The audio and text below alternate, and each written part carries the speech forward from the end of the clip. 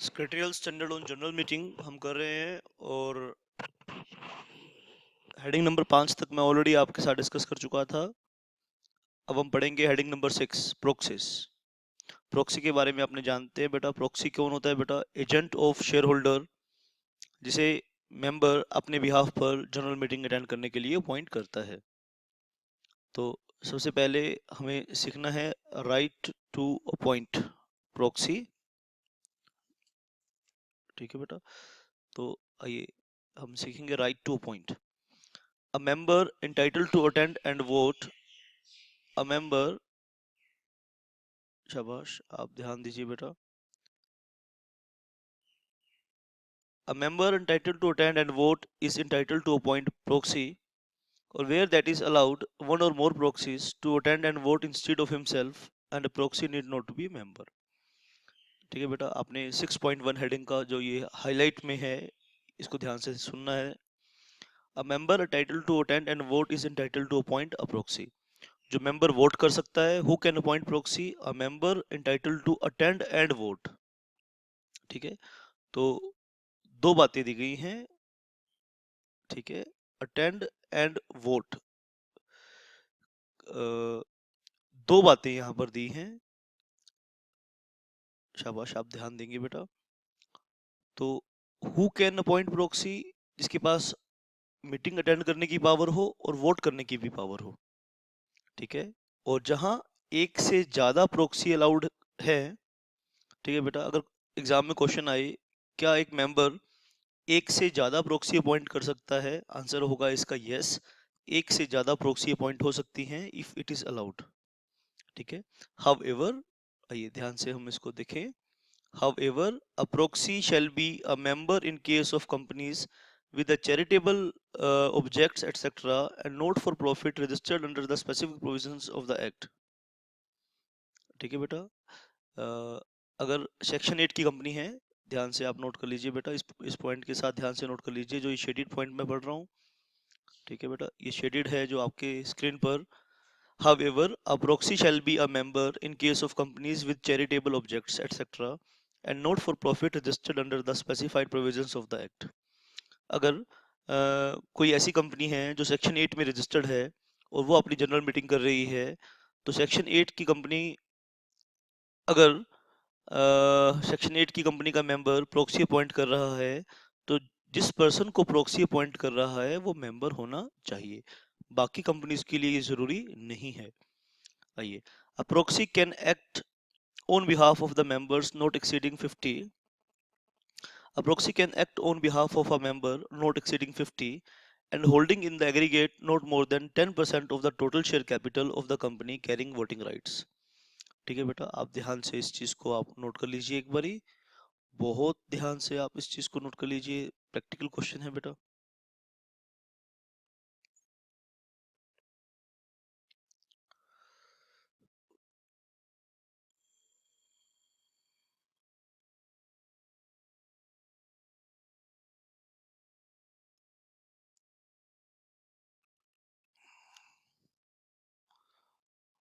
क्या समझाना चाहते हैं आप, ध्यान से समझिए।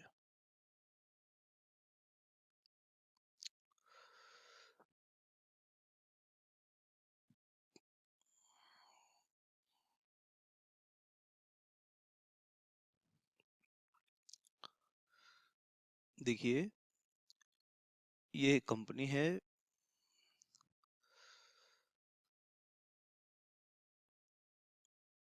ठीक है, ये कंपनी का मेंबर है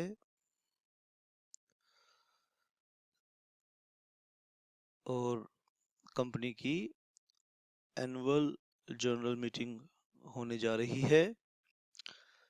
मेंबर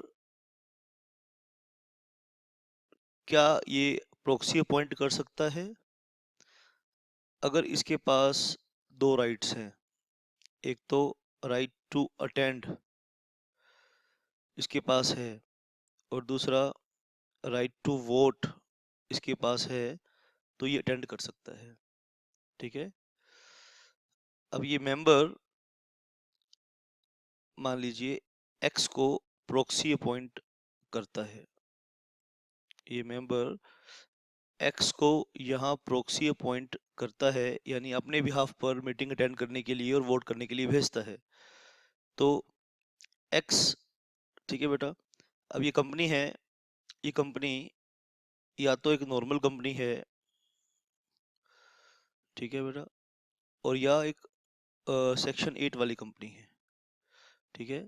अगर जो ये सेक्शन 8 वाली कंपनी है तो ये एक्स कंपनी का मेंबर होना चाहिए। अगर ये नॉर्मल कंपनी है तो एक्स कोई भी पर्सन हो सकता है, यानी need not to be a member. अब एक्स एक्स यहाँ पे for how many for how many persons, how many members X could work, could vote,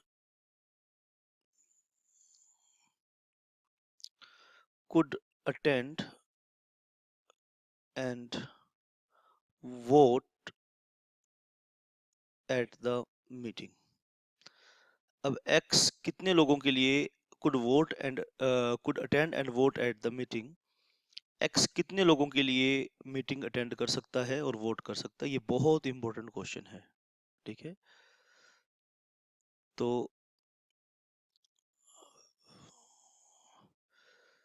शाबाश, मैक्सिमम 50 मेंबर्स, मैक्सिमम 50 मेंबर्स। और एक चीज और ध्यान से सुन लीजिए, रिप्रेजेंटिंग मैक्सिमम 10% शेयर कैपिटल।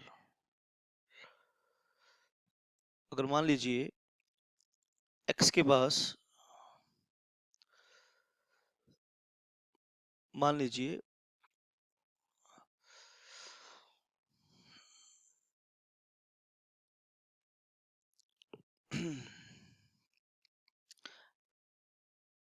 ये जो मेंबर एक्स को अपना प्रोक्सी अपॉइंट कर रहा है, इसके पास, अकेले के पास 12% शेयर्स हैं, तो एक्स किसी और का प्रोक्सी फिर नहीं बन सकता। यानी एक्स मैक्सिमम 50 लोगों का प्रोक्सी बन सकता है, और मैक्सिमम शेयर कैपिटल, कितनी शेयर कैपिटल को रिप्रेजेंट कर सकता है एक्स जनरल मीटिंग में, तो मैक्सिमम 10% शेयर कैपिटल को रिप्रेजेंट कर सकता है। आगे हम बढ़ेंगे, हम आगे बढ़ेंगे बेटा अपनी बात से। However,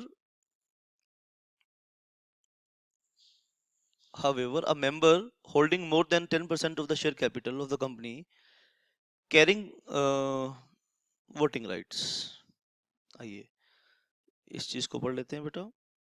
However, a member holding more than 10% of the share capital of the company carrying voting rights may appoint a single person as proxy for his entire shareholding, and such person shall not act as proxy for another person or shareholder. ठीक है, अगर आपके पास 10% share, मान लीजिए आपके पास एक एक single member के लिए तो 10% की लिमिट नहीं है।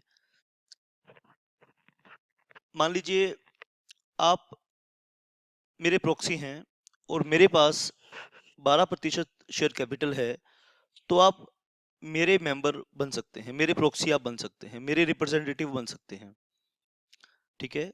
अगर आप एक से ज्यादा लोगों के प्रॉक्सी अपॉइंट हो रहे हैं तो मैक्सिमम कैपिटल आप 10% रिप्रेजेंट कर सकते हैं।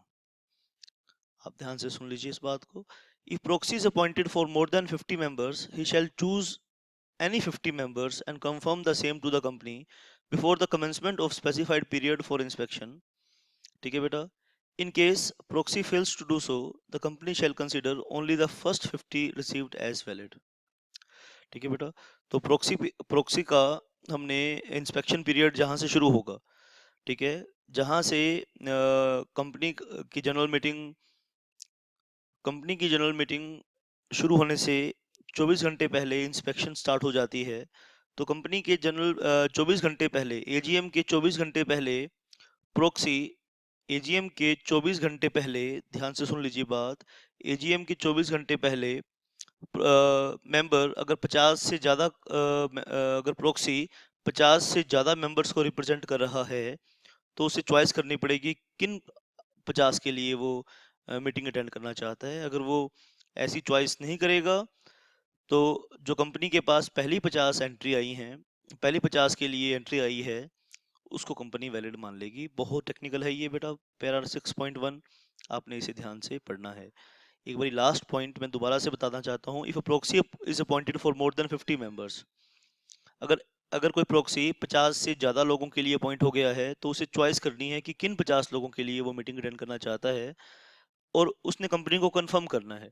अब कंफर्म कब करना है? इंस्पेक्शन, प्रॉक्सी की इंस्पेक्शन शुरू होने से पहले, and that is 24 hours before the meeting. ठीक है। फॉर्म ऑफ प्रॉक्सी हम देखेंगे। An instrument appointing a proxy shall be either in the form specified in the articles or in the form set out in the act. An instrument appointing a proxy shall be either in the form specified in the articles. अब आप किस form पे appoint करेंगे? ठीक है, तो ध्यान से मेरी बात को सुन लीजिए।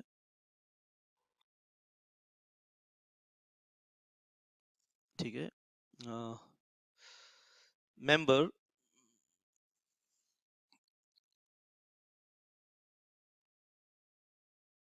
ठीक है, मेंबर प्रॉक्सी को अपॉइंट कर रहा है, तो प्रॉक्सी को अपॉइंट करेगा तो एक इंस्ट्रूमेंट यूज करेगा बेटा। अब ये जो इंस्ट्रूमेंट है, यानी कागज का टुकड़ा जिसके थ्रू प्रॉक्सी की अपॉइंटमेंट होगी, ये कैसे होना चाहिए? ये प्रॉक्सी फॉर्म बोलते हैं बेटा, प्रॉक्सी फॉर्म। ये या तो एक्ट में दिया है उसके अकॉर्डिंग होना चाहिए, या आर्टिकल्स ऑफ एसोसिएशन में दिया है उसके अकॉर्डिंग होना चाहिए। आप ध्यान से बात को नोट कर लीजिए, या तो जो एक्ट में दिया है उसके अकॉर्डिंग होना चाहिए, और या जो आर्टिकल्स में दिया है उसके अकॉर्डिंग होना चाहिए। आप ध्यान से मेरी बात को नोट कर लीजिए, शाबाश।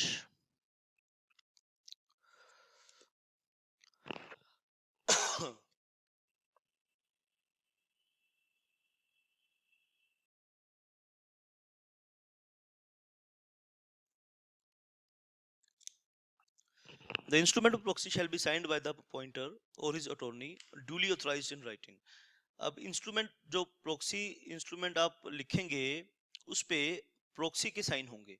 ठीक है बेटा, यानी प्रॉक्सी इसके ऊपर सॉरी, आप ध्यान से मेरी बात को सुनिए बेटा। Who shall sign the proxy, question note कीजिए। Who shall sign the proxy, who shall sign the proxy form? Instrument of proxy shall be signed by the appointer or his attorney duly authorized in writing. ठीक है, अभी जो proxy का instrument होगा इसके ऊपर sign करेगा बेटा। इसके ऊपर कौन साइन करेगा? आप मेरी बात को ध्यान से यहाँ नोट कर लीजिए।